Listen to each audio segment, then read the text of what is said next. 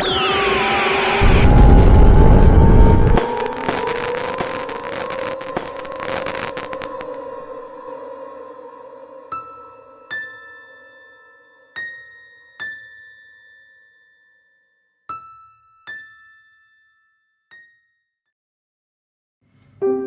kedalaman hutan tropis yang lebat, di antara pepohonan yang menjulang tinggi dan rindang, hiduplah seekor harimau bernama Rangga.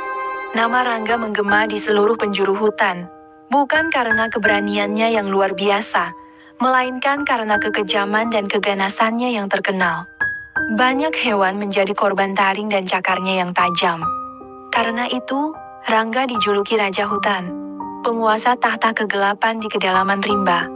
Bayangannya saja sudah cukup membuat bulu hewan-hewan lain merinding.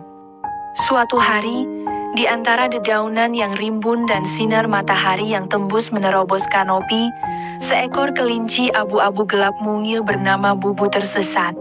Bubu, dengan bulu halus dan mata yang besar dan bulat, biasanya berlarian riang di padang rumput terbuka. Namun hari ini, ia terjebak dalam labirin pepohonan yang lebat. Ia berlari tanpa tujuan, jantungnya berdebar kencang.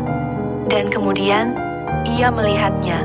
Rangga, Raja Hutan yang ditakuti, berdiri tegak di hadapannya. Bulu Bubu meremang. Ia tahu cerita-cerita mengerikan tentang Rangga.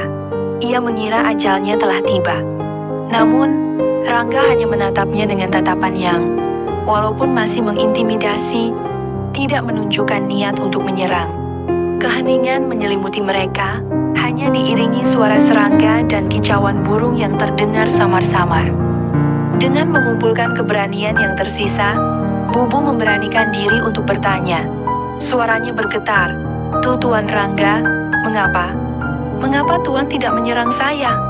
Semua hewan di hutan ini takut pada Tuan.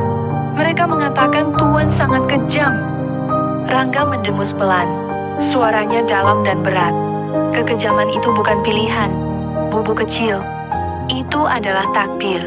Aku adalah pemangsa. Aku harus makan untuk bertahan hidup.